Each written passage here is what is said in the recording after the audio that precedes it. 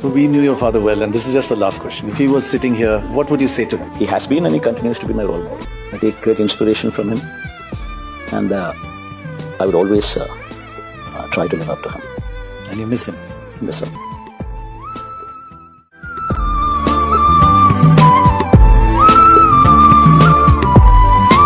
ఆశ్చర్యవేస్తున్న దశ జగన్మోహన్ రెడ్డి చూసే ఎప్పుడు నవ్వుతా ఉంటాడు. ఆ నవ్వులు ఎందుకో అది మీరు అందరూ ఆలోచించాల దశ. నవ్వడం ఒక యోగం అంట మా ప్రతాప్ చెప్తున్నాడు.